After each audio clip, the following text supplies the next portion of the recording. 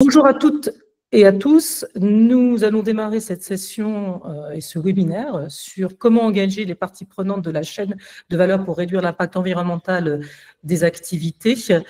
Nous avons un agenda assez dense, comme vous allez le voir, puisque on va faire un petit tour de table introductif déjà pour nous présenter. Ensuite, Abderrahmane et moi-même présenterons le baromètre des prestataires du numérique responsables, les grands résultats de cette année, puisque nous allons terminer la session de ce baromètre il y a une petite quinzaine de jours, donc c'est tout chaud. Nous passerons la main à Chacun son café et à l'SH Carbone pour présenter un exemple inspirant, celui de la filière du café, dans les changements de modèle de gouvernance avec les parties prenantes. Donc, merci Abderrahmane, Margot et Hilary. Très rapidement, moi-même, je suis Emmanuelle Olivier Paul. Je vais donc animer et présenter un petit peu cette session. Je suis présidente fondatrice d'Advaes. Advaes, pour ceux qui ne connaissent pas la société, est un cabinet de market intelligence et du conseil stratégique opérationnel dédié aux sujets ESG et RSE spécifiques au numérique et à l'IT. Abderrahmane. Bonjour tout le monde, donc Abderrahmane Klaifa, chargé d'analyse stratégique et de veille chez Advaes. Donc, je m'en occupe de tout ce qui est études stratégiques et veille chez Advaes. Margot. Oui, bonjour, donc je suis Head of Impact chez Chacun son café. Je m'occupe de toute la stratégie RSE, toutes les certifications et toutes les stratégies de réduction et d'atténuation. Voilà. Et Laric. Oui, bonjour, je suis Hilary Xilou, je suis coordonnateur général de l'association Let's Catch Carbone et je possède une expertise en ingénierie de projet avec 25 années, voire 30 années, notamment en Afrique. Merci. Donc, Margot et Hilary qui interviendront sur la deuxième partie de ce webinaire. Très rapidement, il est toujours bon de rappeler quelques éléments sur le numérique et l'environnement et l'impact que le numérique a sur notre planète. Il y a toujours des chiffres qu'il faut répéter. Vous les connaissez, je pense, pour beaucoup d'entre vous. Cet impact est grandissant. Juste si on ne fait rien aujourd'hui, on voit, c'est des chiffres, les multiplications en fait qu'on est en train d'avoir. Donc aujourd'hui, c'est 3 à 4% des émissions de gaz à effet de serre. Et d'ici 2050, si on ne fait rien, il n'y a pas d'atténuation, de rémédiation, de changement dans nos pratiques, on devrait multiplier, ces émissions de gaz à effet de serre devraient être multipliées par 3. Il y a aussi l'évolution de la consommation électrique mondiale des data centers qui sont pointés du doigt aujourd'hui, même si effectivement c'est toujours un peu emblématique. Le numérique aussi contribue possiblement à réduire l'impact des entreprises, cette notion de IT for Green qui est toujours présente. Néanmoins, les modèles ne peuvent pas suivre aujourd'hui le rythme que l'on voit. Là, juste sur cette consommation électrique au niveau mondial, les chiffres parlent d'eux-mêmes. On devrait passer de 460 TWh en 2022 à pas loin de 1000 TWh en 2026. Là, on a aussi un doublement en fait de la consommation d'énergie, notamment avec des usages de l'IA et des mécanismes de blockchain ou des crypto-monnaies. Il faut aussi intégrer d'autres paramètres, le stress hydrique, le stress sur les matières premières, les pollutions qui sont induites. Là, on ne va pas tout développer ici. Vous connaissez certains d'entre eux, on pourra en reparler. Et il y a un contexte particulier aussi qui lui est associé, c'est pas propre au numérique, c'est propre aussi à d'autres secteurs d'activité. Là, bien sûr, là, on vient de le voir, il faut travailler et œuvrer pour réduire et atténuer son impact. Il y a les réglementations, il y a une demande croissante de la part des clients, des fournisseurs sur des indicateurs, des données, c'est-à-dire objectiver aussi ces impacts et les résultats qui y sont associés, les investisseurs côté finances responsables et avoir donc des usages plus raisonnés, frugaux, on va dire aussi des nouvelles technologies. Et ce qu'on a constaté, c'est qu'il y a des KPI qui lui sont aussi très, très spécifiques. Et quand on parle d'environnement, il ne faut pas le dissocier aussi des autres piliers de l'ESG, de la RSE, qui sont donc les piliers S, donc pour sociaux et sociétaux, et G de gouvernance. Et justement, c'est l'objet de ce webinaire. Je vais passer la main à Abderrahmane pour présenter les grands résultats de notre baromètre des prestataires du numérique éco-responsable. Et Abderrahmane, justement, va resituer les raisons de ce baromètre et vous délivrer quelques résultats clés. Juste pour dire que nous remercions chaleureusement les soutiens que nous avons eus pour mener à bien ce baromètre, notamment des associations, des organismes représentatifs de notre profession, comme l'Alliance Green IT, Cap Digital, Écologique, Eurocloud France, Numéum avec Planète Tech Care, et puis un organisme plus événementiel qui est Tech Show Paris. Je te passe la main, Abdelrahman. Merci Emmanuel. Donc bonjour tout le monde. Donc le baromètre des prestataires économiques, des prestataires numériques éco-responsables est une initiative qui a été lancée en 2023. Donc ceci est la deuxième version. Donc ce baromètre a été lancé suite à un constat qu'on a fait chez Advaes, c'est qu'aujourd'hui il n'existe pas d'étude qui fait vraiment l'état des lieux de ce qui est fait vraiment sur le numérique responsable. Donc c'est pour ça que nous avons décidé de mener cette étude pour répondre à ce besoin qui traite 7 domaines clés de l'éco-responsabilité, à savoir d'abord l'organisation RSE et G chez ses prestataires. Deuxièmement, c'est les émissions de gaz à effet de serre qu'on peut trouver en amont et en aval. Après, c'est l'énergie qui est très importante dans le numérique pour faire chauffer tout ce qui est numérique, etc. Et après, c'est l'eau qu'on retrouve dans le refroidissement et les usages IT et les déchets qui ont un impact sur la biodiversité et les écosystèmes et les certifications qui prouvent la responsabilité de ces prestataires. Après, pour la première fois cette année, on va traiter les tendances clés dans le numérique responsable, à savoir l'intelligence artificielle, l'économie circulaire et l'éco-conception. Pour la méthodologie suivie pour ce baromètre, nous avons analysé 80 prestataires du numérique à travers une enquête en ligne qui a été lancée et 20 sur la base de données d'Advaes qui collecte des données sur les performances environnementales de ces prestataires. Après, la particularité de ce baromètre, c'est que, à part les résultats qui ont général, il analyse 12 prestataires qui ont accepté de faire le jeu et que certains déjà, ils sont ici, que je remercie d'ailleurs pour leur transparence. Ce rapport compte à peu près 73 pages et vous pouvez il est consultable en ligne. Vous pouvez scanner le code barre que vous retrouverez pour accéder directement. Déjà, si on rentre dans les détails des résultats de ce baromètre, le constat qu'on a fait, c'est que les résultats ont un petit peu bougé entre croissance, recul et stagnation. Donc, certains indicateurs ont vu une croissance, d'autres non. Mais en général, on peut dire qu'il y a une amélioration par rapport à l'année dernière, notamment par rapport à la définition d'objectifs de réduction d'impact, comme on peut le voir dans ce graphique, qui a augmenté de 16 points par rapport à l'année dernière. Donc, ce qui montre que les prestataires, ils prennent de plus en plus ça au sérieux. Et ça peut s'expliquer par plusieurs facteurs. Parmi ces facteurs, on peut citer la réglementation et notamment la CSRD, qui est une réglementation qui a apporté beaucoup de changements dans l'écosystème du numérique. Peut-être, Emmanuel, tu veux nous en dire plus sur cette réglementation ? Oui, très rapidement, parce que ce n'est pas l'objet de dérouler toute la CSRD aujourd'hui lors du webinaire. Ce qui est clair, c'est que la CSRD change les approches, pas uniquement dans le secteur du numérique, de manière plus générale, à toutes les entreprises qui sont concernées directement quand elles sont éligibles. C'est souvent, donc il y a plusieurs seuils d'éligibilité qui s'étalent jusqu'au-delà de 2027, mais par ruissellement, en fait, quelque part, l'ensemble des entreprises d'un écosystème, quel qu'il soit, sont touchées et vont être concernées. Juste pour remettre quelques points, vous voyez qu'il y a des piliers environnementaux, sociaux, sociétaux et de gouvernance, et puis il y a ce qu'on appelle des disclosures, des data points, des points de données qui doivent être remontés. Il y en a plus de 1000 aujourd'hui, tous ne sont pas obligatoires. Certains vont être juste recommandés, d'autres ça va être un petit plus en fait à communiquer. Et ce qu'on regarde particulièrement chez Advaes, c'est ceux qui vont demain, qui ne sont pas encore, n'ont pas été encore officialisés, mais il y a des groupes de travail au niveau de l'EFRAG qui ont pour objectif de mettre en place en fait des indicateurs plus sectoriels. Et bien sûr, le numérique ne va pas y couper. Donc nous, on essaye un petit peu d'anticiper et d'accompagner les entreprises de ce secteur-là et aussi leurs clients, ceux qui consomment le numérique, pour se mettre en perspective d'eux.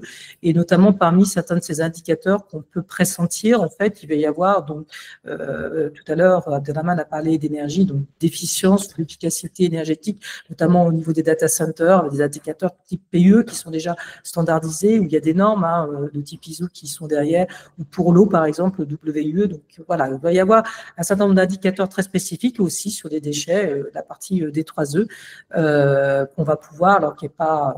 on va retrouver ailleurs, mais là, qui a un poids plus conséquent par rapport au secteur. Deraman, je te repasse la main justement pour rappeler les enseignements clés, non pas sous le prisme de la CCRD, mais quelque part, effectivement, ça change un petit peu la donne. Exactement. Donc, si on rentre un petit peu dans les détails des résultats de ce baromètre, déjà sur l'organisation RSE et ESG, on remarque qu'il y a une augmentation, une croissance, une évolution par rapport à l'année dernière. Sur cette édition, on peut voir que 77% ont déclaré avoir une personne qui est en charge de la RSE et de l'ESG ou COMEX, une augmentation de 21% par rapport à l'édition précédente. Donc, cela montre qu'il y a un ancrage de plus en plus important de la RSE dans la stratégie de ces entreprises, donc ce qui est positif. Après, si on passe aux émissions de gaz à effet de serre, on peut dire que aujourd'hui, c'est le sujet auquel on s'intéresse le plus. Déjà, il y a un travail qui a commencé il y a quelques années et aujourd'hui, la tendance, il est vraiment haussière, on peut dire. Aujourd'hui, c'est 71% des prestataires ont déclaré avoir fait un bilan carbone de leurs activités. Mais ce qui fait la particularité dans les émissions de gaz à effet de serre, c'est vraiment la couverture du scope 3.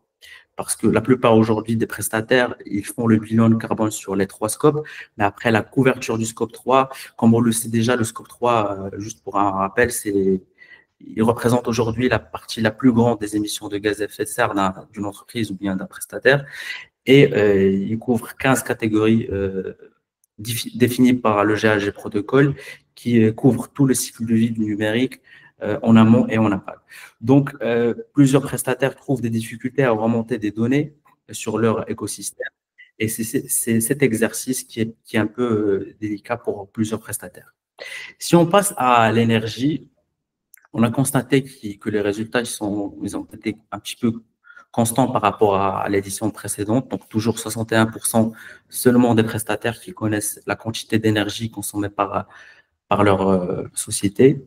On peut dire que les résultats aujourd'hui sont moyens, qu'il y a beaucoup d'efforts à faire sur cet aspect, surtout que ça ne demande pas beaucoup d'énergie vraiment de suivre la quantité d'énergie consommée par la société. Si on passe à l'eau, aujourd'hui l'eau, malheureusement, c'est le sujet, ou bien on peut dire parmi les sujets auxquels on s'intéresse le moins dans le numérique, malgré l'impact associé à l'eau. Seulement 38% des prestataires aujourd'hui connaissent la quantité d'eau consommée. Et je pense qu'il doit y avoir une prise de conscience assez générale et une sensibilisation par rapport aux impacts associés.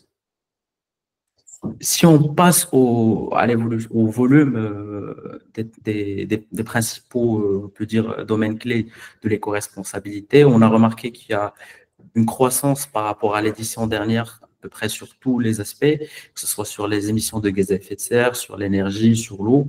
Bien que cette augmentation peut s'expliquer par la croissance économique de ces prestataires, mais peut aussi remettre en cause, on peut dire, l'efficacité de certaines mesures prises par ces prestataires.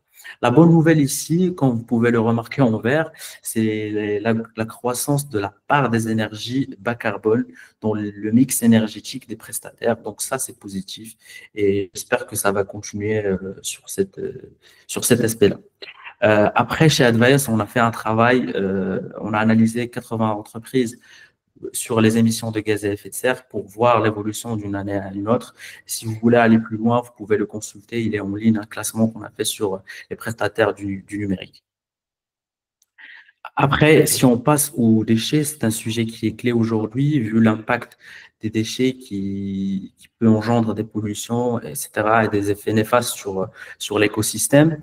On peut dire qu'aujourd'hui, la maturité, on peut dire qu'il est très variable entre les prestataires. Aujourd'hui, c'est seulement 39% des prestataires qui déclarent connaître la quantité des déchets, on peut dire, collectés par leur société. Et après, il y a une croissance de 14,4% sur la masse des déchets collectés. Cela peut s'expliquer par l'achat, par exemple, de nouveaux matériels ou bien le renouvellement du parc IT, mais cela peut remettre en cause, encore une fois, les mesures prises par les sociétés. Et je pense qu'il doit y avoir une prise de conscience aussi par rapport aux déchets. Si on parle un petit peu sur l'intelligence artificielle, on peut dire déjà que, comme vous le savez tous, l'IA aujourd'hui a un impact sur l'environnement qui est très important, qui est lié à l'énergie pour faire l'entraînement des modèles, mais aussi dans les usages. Et donc, déjà, plusieurs prestataires ont commencé à prendre ça en compte. Comme on peut le voir, il y a 24% aujourd'hui des prestataires qui ont déjà pris en compte les impacts environnementaux de l'usage et 36% qui vont le prendre dans les années à venir. Et parmi les domaines de l'IA pour lesquels les prestataires souhaitent évaluer les impacts environnementaux, on peut remarquer que la plupart des domaines aujourd'hui concernent, on peut dire, des activités de support plutôt que des activités, on peut dire, de production. C'est lié généralement à des activités comme le marketing, comme on peut le voir, la création et la génération de contenu. Et je pense qu'on est un peu en retard par rapport à ces thématiques. Il doit y avoir aussi une prise de conscience pour avancer sur ces thématiques. Si on passe aux grandes tendances du numérique responsable qu'on a étudiées, si on commence par l'économie circulaire, qui est un maillon très fort de l'engagement des prestataires du numérique responsable, on peut voir déjà qu'il y a 60% aujourd'hui qui adoptent des pratiques d'économie circulaire. Donc, il y a une dynamique positive et aussi, à part les 61%, il y a une très grande partie de prestataires qui souhaitent adopter des pratiques d'économie circulaire dans les années à venir. Si on passe à l'éco-conception, aujourd'hui, la dynamique est assez positive. Il y a 52% des entreprises qui adoptent déjà des mesures d'éco-conception et une grande partie aussi qui souhaitent adopter ces méthodes. L'éco-conception, c'est préventif, donc c'est bien pour apporter, une diminution d'impact sur l'ensemble. Après, sur l'analyse de cycle de vie, on peut dire qu'on est au début. Aujourd'hui, c'est 26% qui ont fait l'exercice, avec un certain nombre qui vont le faire dans les années à venir. Donc, il y a un peu de retard, mais je pense que ça va venir dans les années à suivre. Donc, si on revient sur l'économie circulaire et sur les déchets électroniques, peut-être Emmanuel, tu peux nous en dire plus sur la gestion des équipements IT dans le secteur du numérique. Merci Abdelrahman. Donc je vais reprendre la main. Donc Abdelrahman a présenté quelques grands enseignements de notre baromètre. Il y a d'autres résultats que vous pouvez consulter donc en ligne sur ce document de plus de 70 pages. Et effectivement, alors j'ai vu qu'il y a eu une petite question qui a été posée là sur qu'est-ce que c'est prendre en compte. Prendre en compte, c'est pour les prestataires du numérique intégrer en fait certains indicateurs un peu mieux aujourd'hui que ce qu'ils ne le sont. Abdelrahman a mentionné notamment la partie consommation et usage de l'eau, c'est deux nuances aussi qu'il faut distinguer, mais aussi là, typiquement sur la partie équipement électronique, équipement IT, qu'est-ce qui est fait de ces équipements-là, aussi bien en amont, comment on les fabrique et autres, et en aval, quand à un moment donné, on n'en a plus besoin, qu'est-ce qu'il faut, comment traiter en fin de compte cet équipement-là, dans quel cycle en fait à un moment donné il doit de vie, est-ce qu'il va avoir un second cycle de vie?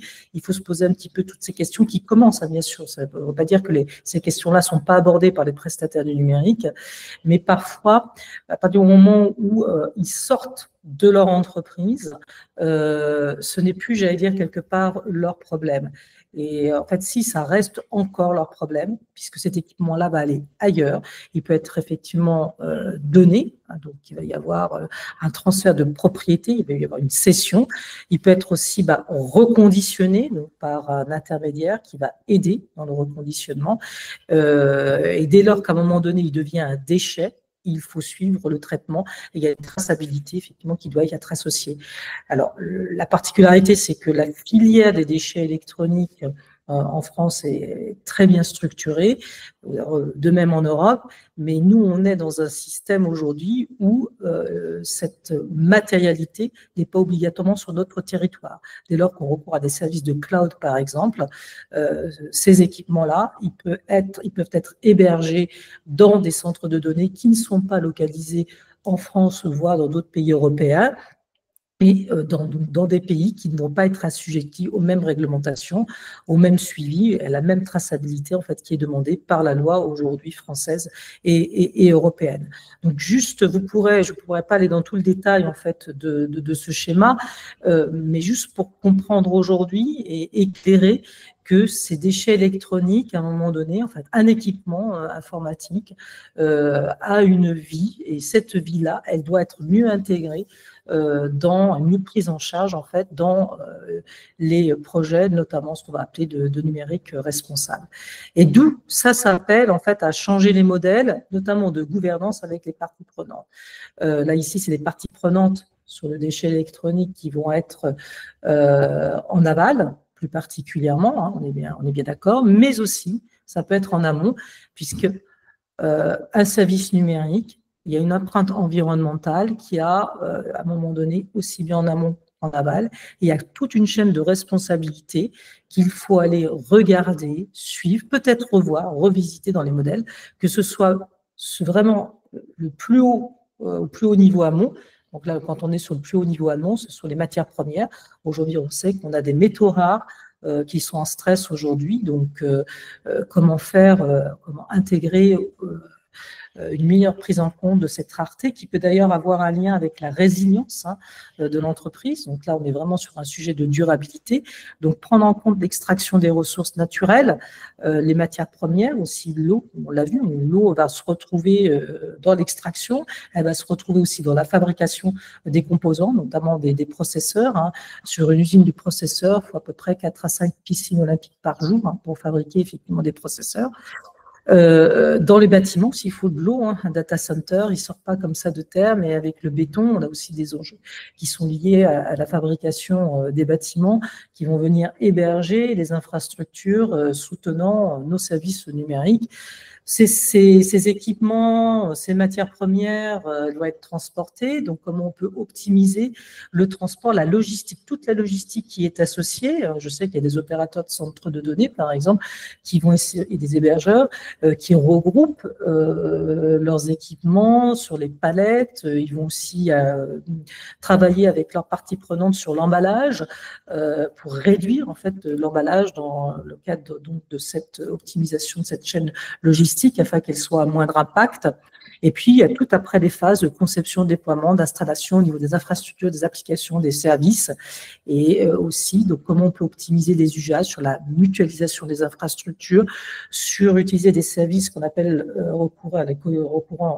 plutôt suivant, j'allais dire pas recourant, mais suivant le modèle de l'économie de la fonctionnalité. Donc, on revient par exemple à des modèles de type cloud computing.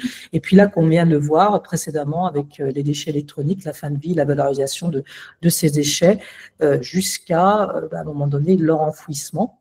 Parce qu'à un moment donné, il va rester, il y aura un résiduel, et comment on peut traiter ce résiduel. Ça demande à changer les modèles avec les parties prenantes, et il y a quelques prérequis, mais qui vont être abordés par ensuite la filière café, comment elle-même, elle s'est retransformée, elle s'est transformée, donc chacun son café, et le projet Let's Catch Carbone va vous donner, je l'espère, quelques éléments inspirants sur le sujet. Nous, ce qu'on a vu, de manière un peu plus générale, c'est qu'il faut changer effectivement l'état d'esprit par rapport à la thématique. On retrouve beaucoup la notion de collectif, de collaboration, donc c'est vraiment avoir cette démarche. On ne peut pas à un moment donné de co-construction aussi, travailler seul de manière isolée. Dès lors qu'on parle de parties prenantes, il faut vraiment les intégrer dans le processus. Et là, la plus grande complexité, c'est d'éviter une logique guidée par les coûts. On me dit toujours, mais qu'est-ce que ça apporte pour le business, à ce que je fais? Donc là, ce n'est pas une logique par les coûts, mais c'est financiarisation du processus.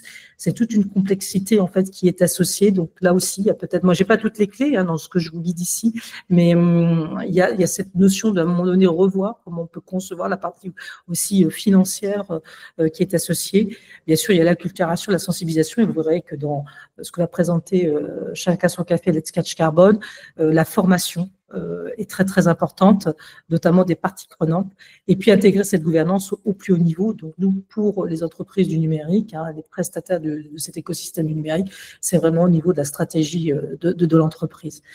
Margot Hilaric, je vous passe la main pour donner l'exemple inspirant de la filière du café et les projets de Let's Catch Carbon. Donc maintenant, Margot, si tu peux effectivement démarrer.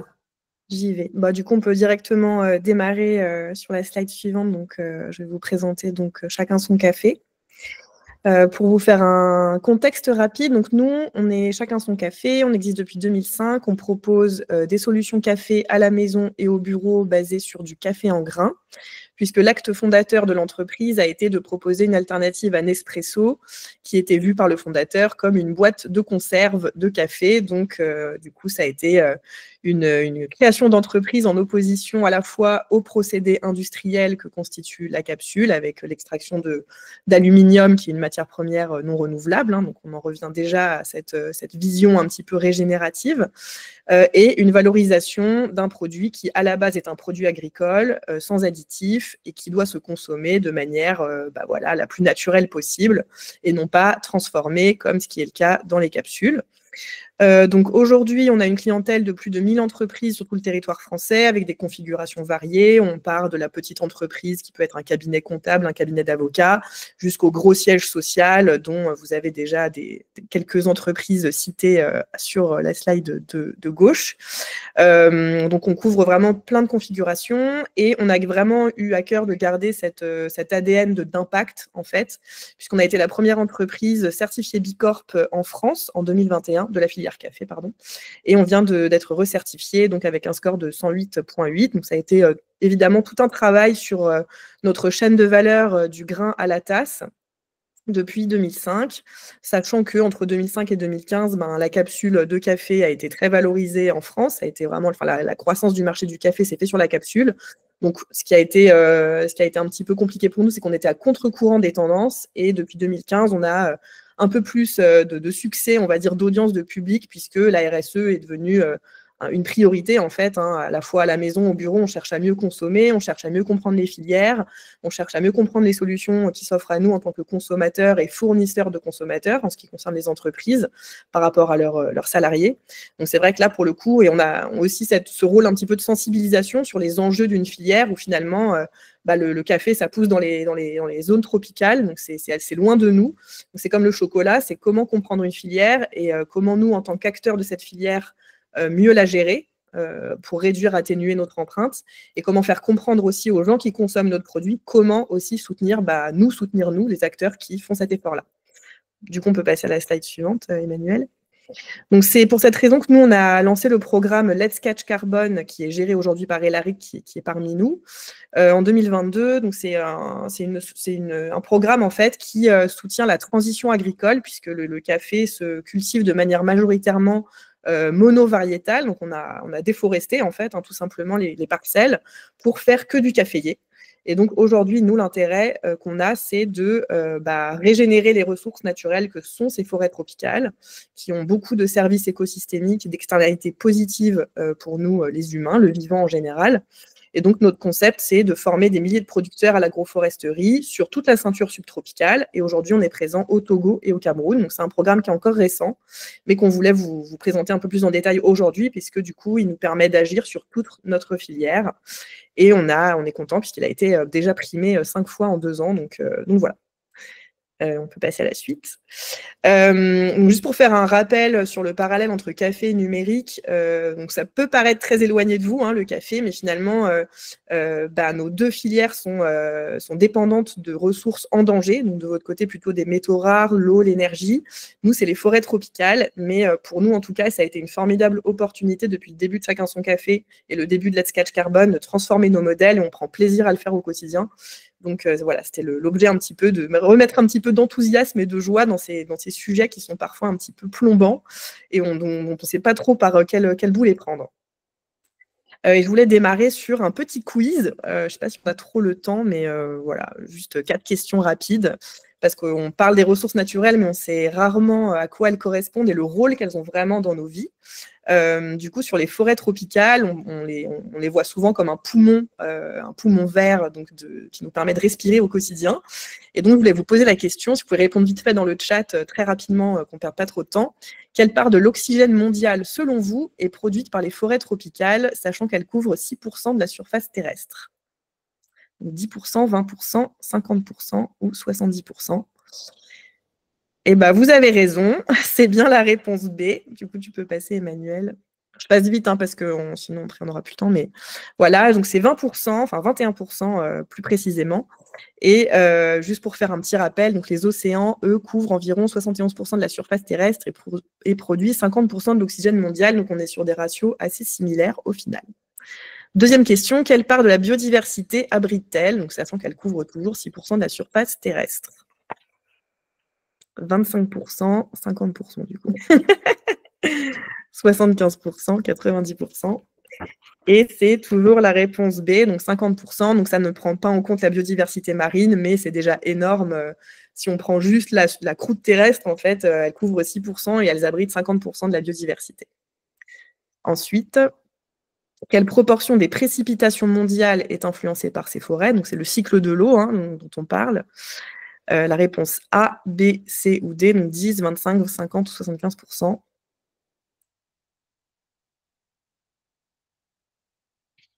Et c'est bien la réponse C. Vous êtes fort, hein.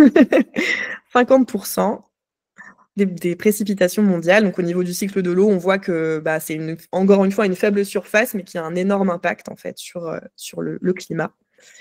Et enfin, le lien avec le café, de quelle part de la déforestation, les forêts tropicales, la culture du café est-elle responsable?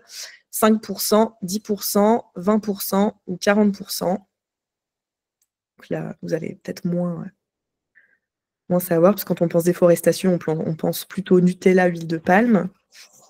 Et c'est la réponse C, donc 20%. Et du coup, c'est quand même assez conséquent, et c'est pour ça que c'est très important qu'on repense nos modes de culture et notre mode de fonctionnement au sein de la filière.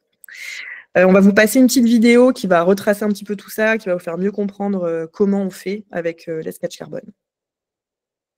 Emmanuel. C'est le deuxième produit le plus exporté au monde après le pétrole, une industrie mondiale qui génère chaque année plus de 200 milliards de dollars de revenus, avec un taux de croissance annuel dépassant les 2%. Plus de 120 millions d'emplois en dépendent. Ce mastodonte, c'est le café. Et malheureusement, aujourd'hui, c'est un géant qui fait des dégâts. Il y en a deux principaux. Dans le modèle tel qu'il existe actuellement, les cultivateurs de café n'en vivent pas, ils survivent. Plus de 5 millions d'entre eux sont sous le seuil de pauvreté avec moins de 3,2 $ par jour et par famille.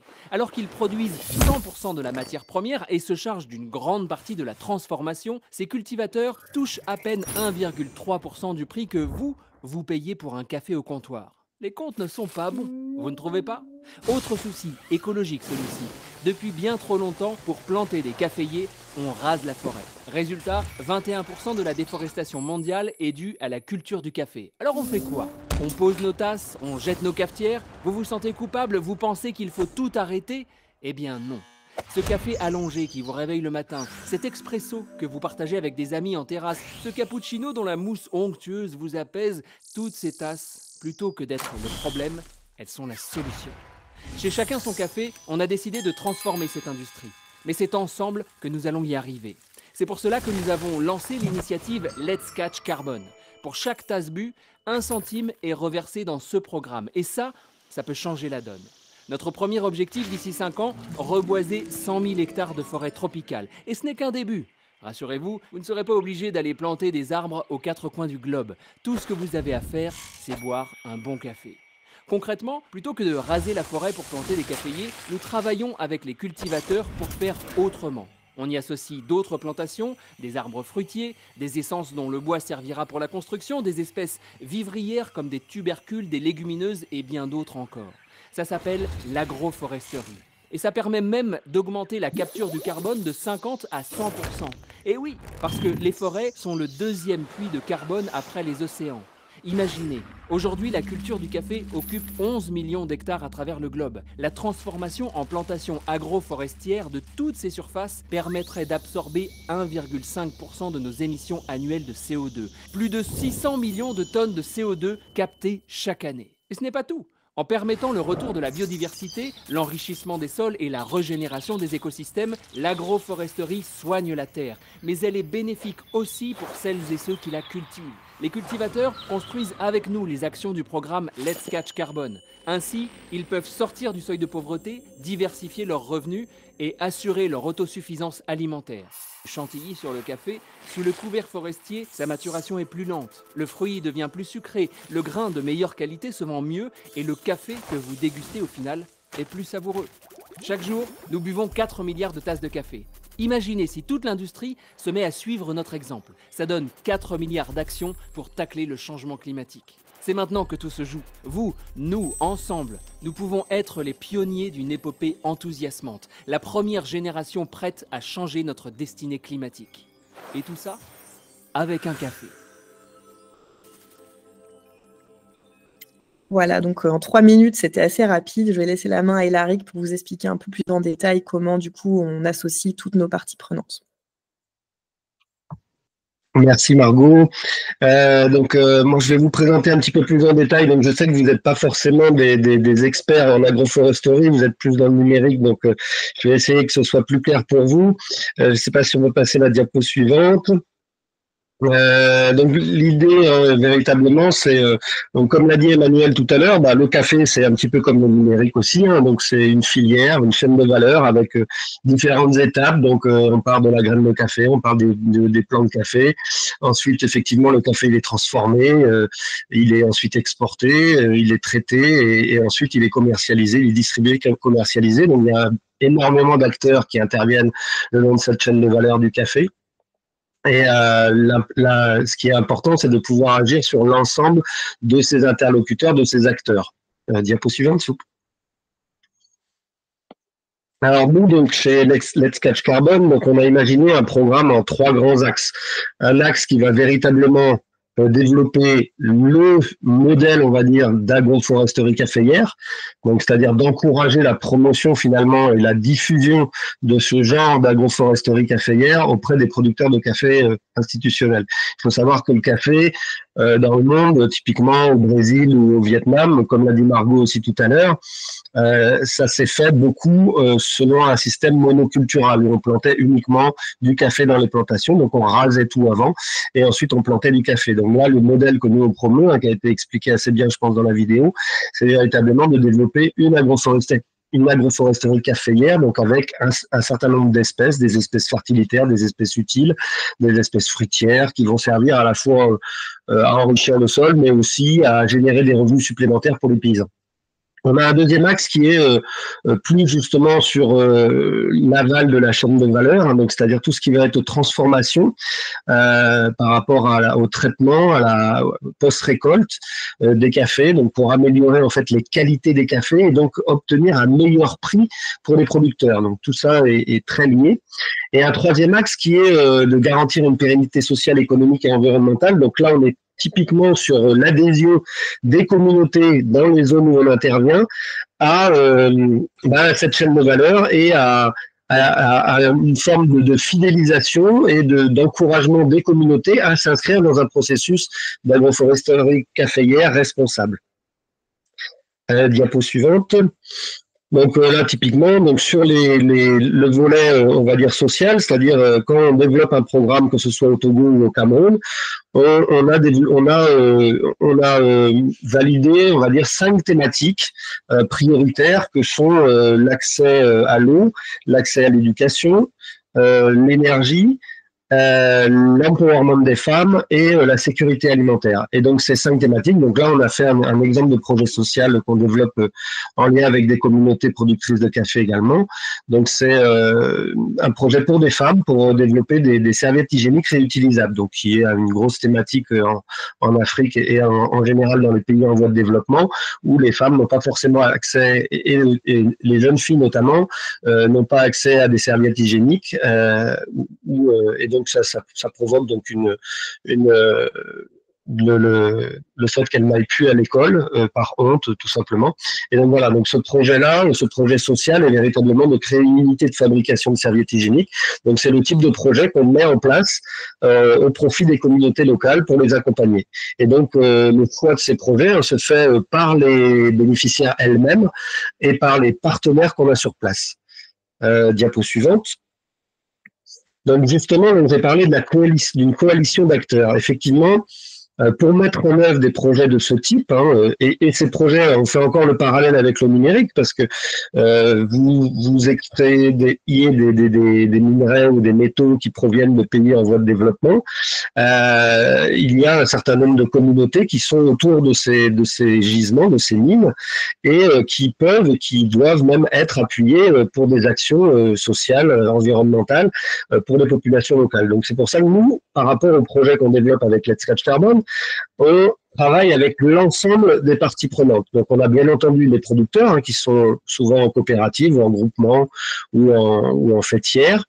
On a également les unités de recherche et de suivi technique, donc c'est-à-dire tout ce qui est structure scientifique qui va appuyer nos choix de modèles agroforestiers, les autorités, bien entendu, un ministère, autorité administrative, coutumière, etc. L'aval de la filière par rapport à la qualité des cafés, les importateurs, les distributeurs et bien entendu les consommateurs finaux qui sont les clients, les entreprises qui vont consommer et acheter ce café éthique. Diapo suivante. Donc là, c'est le type de choses qu'on fait. Donc ça, c'est une photo qui a été faite au Togo. C'est une sensibilisation auprès des producteurs, donc justement pour qu'ils puissent adhérer au modèle agroforestier.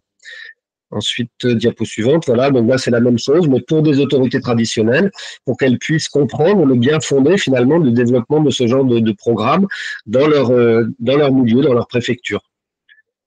Diapo suivante, voilà, donc là c'est typiquement des pépinières que l'on met en place dans les villages avec des communautés avec les différentes espèces qu'on a citées dans les modèles agroforestiers, donc bien sûr du café, mais aussi plein d'autres espèces, des espèces qui peuvent être, donc on a beaucoup d'espèces fruitières qui vont permettre notamment d'améliorer les revenus des communautés locales, mais on peut avoir aussi des espèces arbustives pour du bois de construction, on peut avoir aussi des espèces médicinales, et on a bien entendu et surtout aussi des espèces fertilitaires pour améliorer en fait les sols. Diapo suivante.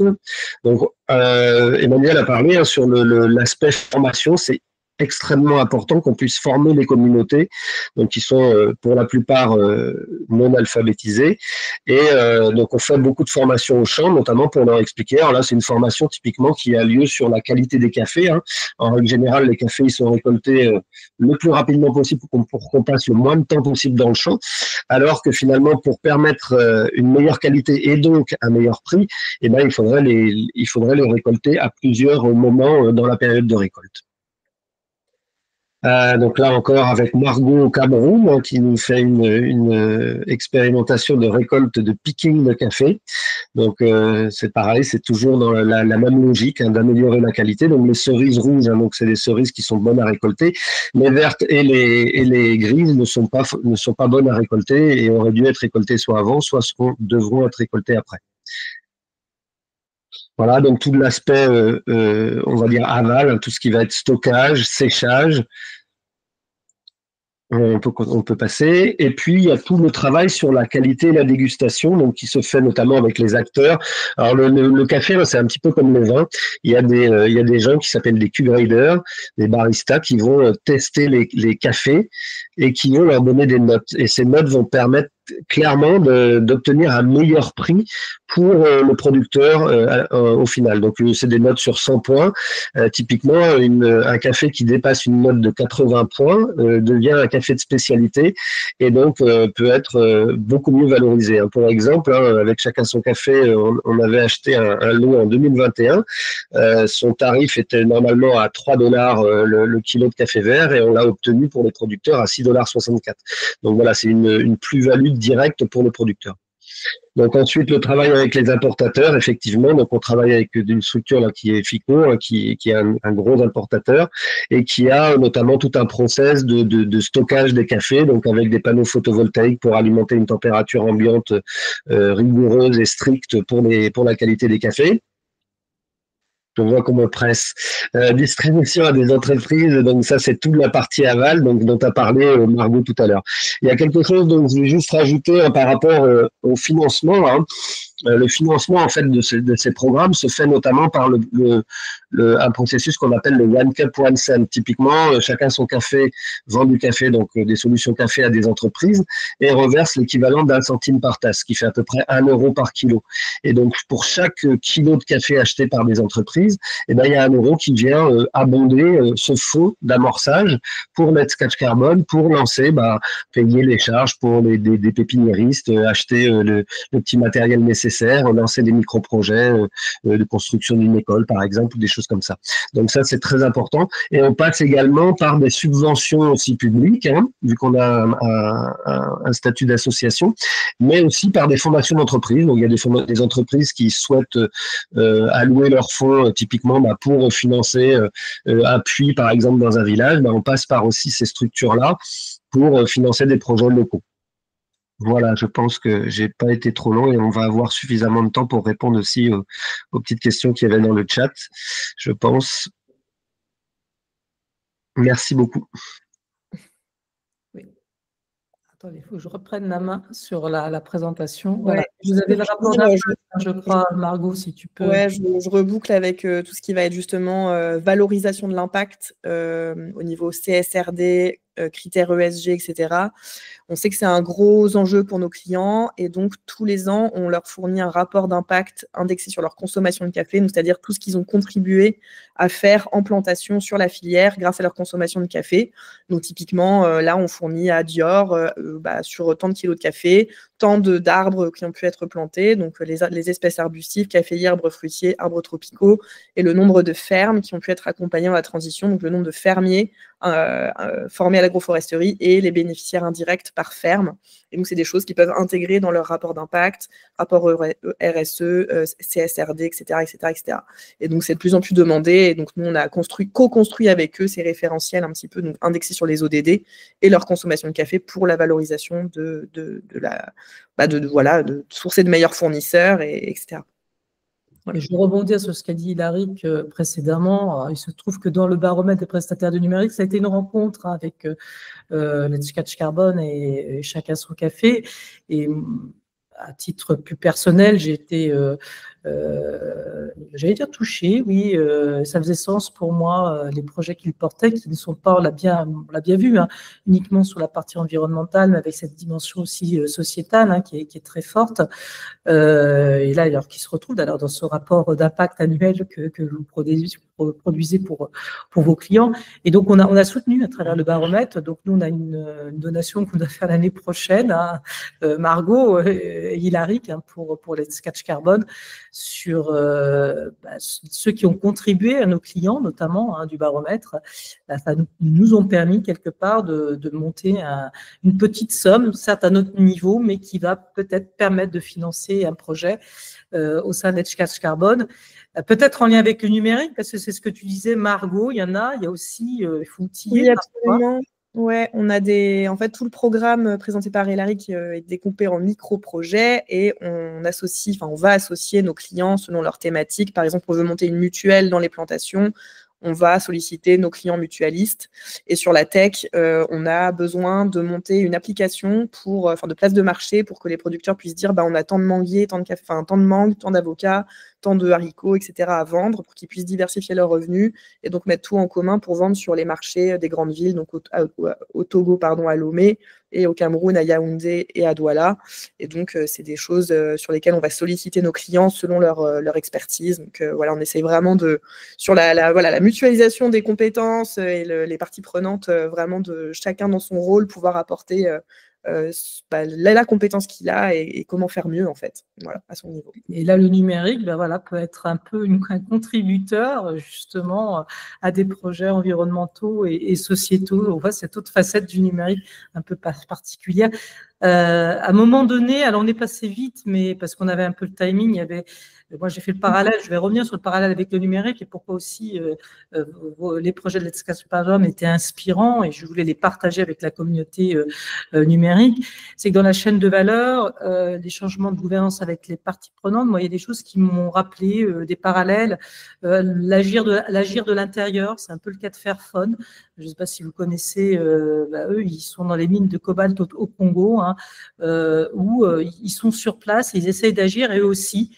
Il y a un volet sociétal, notamment pour que les familles réaugmentent leur niveau de vie, quelque part, leurs ressources, pour que justement les enfants aillent plutôt à l'école. Vous connaissez tout ce sujet en fait du cobalt, et le cobalt est un élément de la chaîne de Mendeleïev qu'on va retrouver partout dans le numérique, notamment dans nos téléphones, plus particulièrement, qu'on a tous les jours dans notre main. Le stockage, l'entreprise de stockage, là, qui a été évoqué par Hilary très rapidement tout à l'heure, hein, qui est un des intermédiaires dans les parties prenantes très fort, et vous l'avez sélectionné notamment aussi par leurs pratiques respectueuses de l'environnement, un certain nombre. Donc ça faisait partie des éléments de collaboration. Moi, je faisais le parallèle avec les data centers aussi, un petit peu. Voilà, ça m'a fait penser à ça. Le transport et la logistique avec l'optimisation du packaging, de la supply chain inversée, etc. C'est aussi des choses que vous avez mis en place. Vous n'avez pas eu tout le temps d'aborder ici, mais qui peuvent en fait se retrouver. Là, on est à la fin. Il nous reste 5 minutes à peu près, je pense encore, s'il y a des questions. Je ne sais pas, je ne les ai pas tous vues dans le chat parce qu'en même temps, je suis aux opérations. Il y a une main levée, donc on va regarder. Oui, alors je peux Cécile, mais alors, c'est un peu compliqué pour vous donner. Est-ce que vous pouvez poser la question dans le chat par écrit pour qu'on puisse vous répondre, Cécile?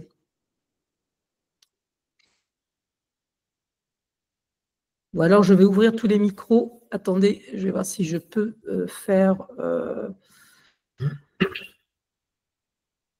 Parce que c'est une petite manip qu'il faut que je fasse au niveau dans les paramètres généraux.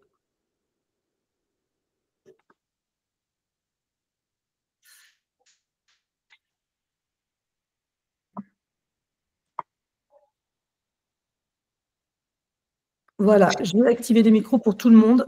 Donc, si vous voulez poser la question, donc Cécile, vous pouvez la poser oralement maintenant. C'est bon, les micros sont désactivés, sont activés, j'allais dire pour tout le monde. Merci beaucoup. Je vous pose simplement la question de savoir si ce type de projet, vous avez comme objectif de les développer aussi en Amérique centrale, notamment le café, parce que j'ai un très très bon contact sur l'Amérique centrale qui serait très certainement intéressé par votre projet. Merci beaucoup. Alors, je vais vous répondre, Cécile. Alors, effectivement, Chacun son café a déjà travaillé avec le Guatemala, notamment dans le cadre du financement d'un micro-projet en lien avec de la microfinance pour des producteurs de café. Alors, effectivement, nous, on est ouvert sur du développement sur d'autres pays, il n'y a pas de problème. Et effectivement, je pense que Emmanuel pourra vous remettre également mes contacts, ceux de Margot, pour qu'on puisse échanger peut-être plus en détail. Mais effectivement, nous, l'objectif véritablement, c'est de ne pas être centré uniquement sur l'Afrique, hein, parce que le café, ça se fait aussi en Indonésie, ça se fait au Guatemala, ça se fait au Brésil, ça se fait dans entre l'Amérique centrale, l'Amérique du Sud. Donc il y en a partout. Il y a vraiment toute la ceinture subtropicale. D'accord. Écoutez, merci beaucoup. Et j'en profite pour vous demander, est-ce qu'on pourra justement accéder non seulement au support, mais au replay pour que je puisse évoquer avec cette personne en question, lui montrer donc cette visio d'une heure et lui permettre de comprendre mieux exactement quel est votre travail. Oui, Cécile, là, normalement, le replay a fonctionné. Donc, Margot a activé, puisque moi, j'avais des petits soucis. Donc, on devrait avoir le replay.